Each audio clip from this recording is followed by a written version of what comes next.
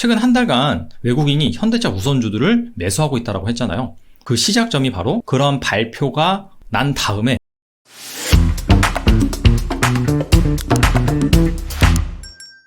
외국인 투자자가 우리나라 증시에서 전반적으로 매도세로 일관하고 있습니다. 특히 최근에 많이 오른 대형주를 중심으로 팔아치우고 있는데요. 근데 이 와중에 하나의 기업에 대해서 어떤 주식은 팔아치우고 있는데 어떤 주식은 오히려 사고 있습니다. 바로 현대자동차입니다. 현대자동차가 보통주도 있지만 우선주도 있죠. 그것도 우선주가 무려 3개나 있습니다. 외국인은 현대자동차의 주식을 최근 한 달간 400억 원어치 정도를 순매도했고요.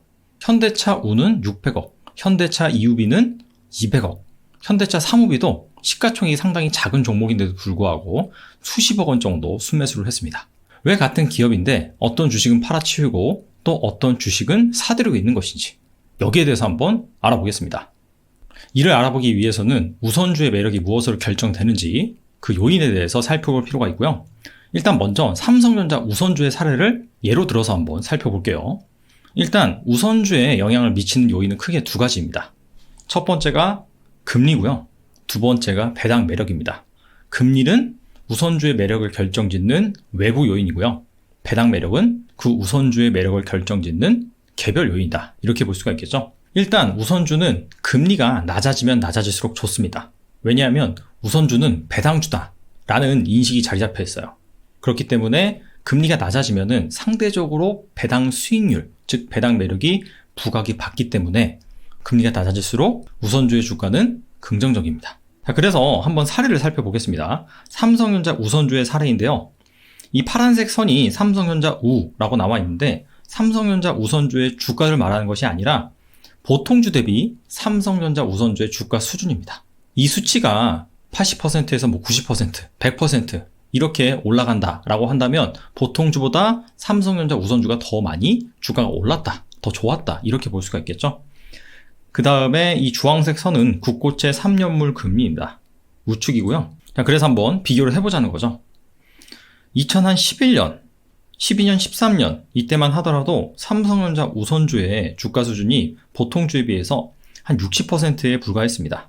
낮을 때는 50%대로 떨어지기도 했어요. 그리고 여기 보시면 내려가죠. 그만큼 우선주의 주가가 보통주에 비해서 좀 부진했다라고 볼 수가 있는데 이때 당시에 금리가 내려가는 구간이었습니다.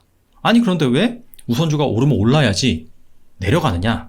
자, 그 부분은 배당 매력에서 찾을 수가 있는데요. 이때 당시에 삼성전자의 주당 배당금을 보면 100원대입니다. 원래 2010년도에는 200원 정도 했거든요.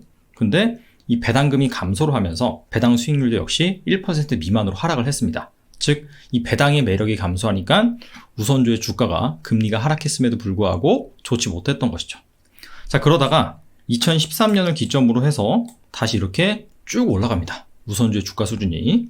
이때 보시면 금리는 사실 큰 변화가 없는데 배당이 갑작스럽게 이렇게 높아지죠.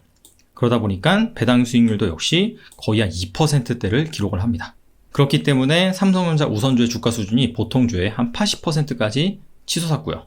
그리고 2015년 이때 당시에도 보시면 우선주의 주가 수준이 거의 한 90%대까지 보통주에 그때까지 치솟습니다. 이때는 사실 배당 매력이 크게 좋아졌다라고 보기에는 애매한데 금리가 계속해서 내려갔죠. 그래서 그 부분이 영향을 미쳤다라고 볼 수가 있고요.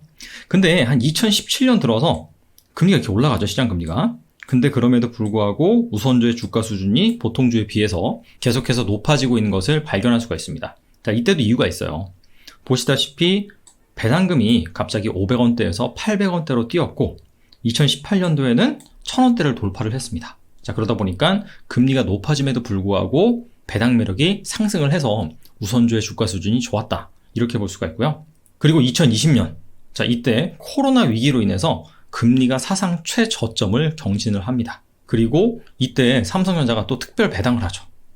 이러한 이유 때문에 우선주의 주가 수준이 한때는 거의 한 보통주의 95%, 거의 뭐 보통주를 따라잡을 뻔했다. 이렇게 볼 수가 있겠죠. 이번에는 현대차의 사례를 한번 살펴보겠습니다. 자, 이 파란색 선이 현대차 EUV, 주황색 선이 현대차 사무비, 회색 선이 현대차 우입니다. 현대차는 복잡하게 우선주가 무려 3개나 있습니다. 이것 역시 보통주 대비 해당 우선주의 주가 수준이다. 그렇게 보시면 돼요. 그리고 이 노란색 선이 국고채 3년물 금리입니다. 바로 우측입니다. 옛날에, 즉 2011년도 이때에는 현대차 우선주들이 보통주의 30%대에서 거래가 됐어요. 정말 낮았을 때는 20%대를 찍은 적도 있습니다. 상당히 좀 낮게 거래가 됐었죠. 근데 리레이팅, 즉 재평가를 받습니다. 2013년부터 2015년까지. 이때 어떤 일이 있었느냐? 일단 금리가 좀 내려가긴 했죠. 근데 더 중요한 것은 무엇이냐면 바로 배당금이 획기적으로 높아졌습니다. 과거에는 1,000원대에 불과했는데 2015년까지 보시면 4,000원대로 상승을 합니다.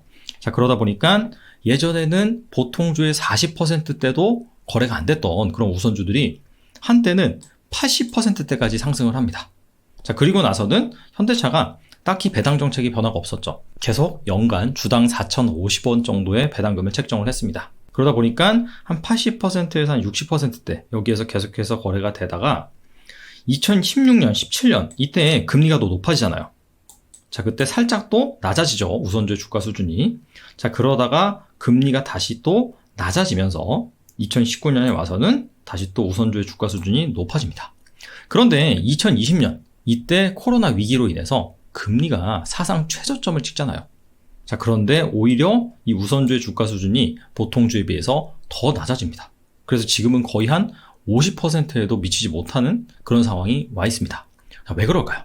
답은 배당금에 있죠. 2020년에 현대차의 연간 배당금을 보시면 3,050원입니다. 이건 참고로 현대차 우선주 기준입니다. 그 전까지는 계속해서 한 5년 동안 4,000원 이상을 줬는데 1,000원을 깎아버렸죠. 무슨 일이 있었냐? 원래 현대차가 계속해서 분기 배당을 했습니다. 중간 배당이죠. 근데 작년에는 코로나 위기 때문에 너무 불확실하다. 영업 손실이 날 수도 있다. 자, 그런 이유로 인해서 분기 배당을 지급하지 않았습니다. 자, 그러면서 배당 매력이 감소를 하면서 이렇게 우선주의 매력이 감소를 했다. 보통주에 비해서. 이렇게 정리해 볼 수가 있겠죠. 자, 그렇다면 중요한 거는 바로 올해겠죠. 자, 올해는 과연 배당금을 어떻게 책정을 할 것이냐? 지난 1월 26일 이때 현대차가 컨퍼런스 콜을 진행을 했습니다. 자, 여기에서 주주 환원 정책에 대한 부분에 대해서도 언급을 했는데요.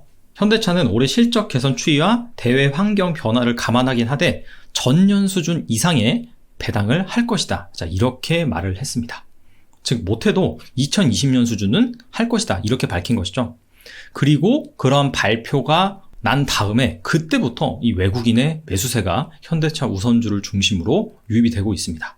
최근 한 달간 외국인이 현대차 우선주들을 매수하고 있다고 했잖아요. 그 시작점이 바로 컨퍼런스 콜이 끝난 그 시점부터입니다. 즉 여기에서 알 수 있는 건 무엇이냐면 사실 작년에 코로나 위기도 있었지만 자동차 산업이 지금 춘추 전국 시대입니다. 내연기관에서 전기차로 가는, 그리고 자율주행 자동차로 가는 그런 상황에서 수많은 플레이어들이 새로 등장을 하고 있죠. 그렇기 때문에 과거와 같은 전략은 사용할 수가 없다. 즉 성장을 위해서 최첨단 기술을 따라잡기 위해서는 계속해서 투자를 해야 되는 거죠. 그렇기 때문에 이 과거만큼 배당금을 줄 수 없을지도 모른다. 자, 그런 컨센서스가 시장에서 형성이 되었던 것이죠. 그런데 컨퍼런스 콜에서 일단은 2020년 수준 이상의 배당을 할 것이다. 자, 그렇게 얘기를 하면서 어떻게 보면 시장에서는 배당금이 더 깎이지는 않겠구나. 지금 보시면은 현대차 우선주 주가 수준이 보통주의 50%가 안 되거든요. 근데 아무리 배당금이 한 1,000원 정도 깎였다라고 하더라도 보통주에 비해서 너무 싼 것이 아니냐. 자, 그렇게 시장에서는 생각해 볼 수가 있겠죠. 더 이상 배당금이 내려가지 않는다 하니 이 정도면 좀 싸다라고 생각을 해서 최근에 이 우선주 쪽으로 매수세가 좀 보통주에 비해서 유입되는 것이 아니냐. 이렇게 해석해 볼 수가 있습니다. 자, 그렇다면 현대차 우선주가 3개나 있잖아요. 각각의 우선주를 한번 비교해 보겠습니다. 일단 이게 옵션이 있어요. 배당 옵션이 있는데 참가적 여부와 누적적 여부. 무슨 말이냐? 참가적 여부는 배당을 하고도 자녀 이익 또는 자녀 재산이 남았을 때 추가적으로 배당에 참가할 수 있느냐?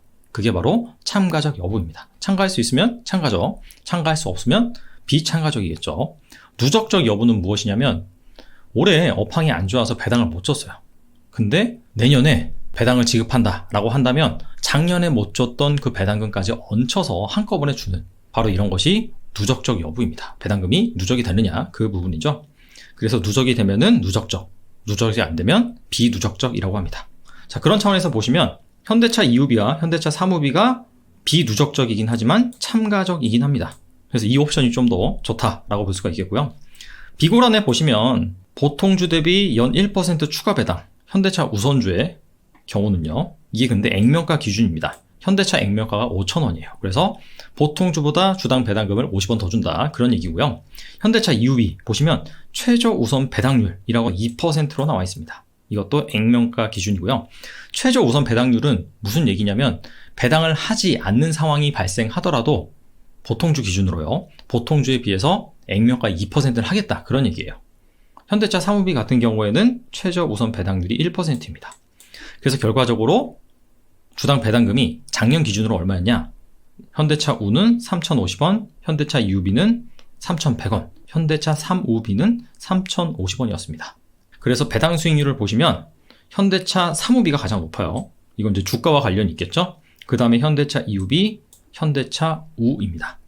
그래서 사실 이런 것들을 종합적으로 따져봤을 때 현대차 EUV나 현대차 3우비, 3우비가 일단 배당 수익률이 가장 높으니까요. 좋다라고 볼 수가 있는데 사실 3대차 3우비 같은 경우에는 시가총액이 작아요. 한 2,600억 정도밖에 안 됩니다. 반면에 현대차 우와 현대차 EUV는 시가총액이 2조, 4조 그 정도 되거든요.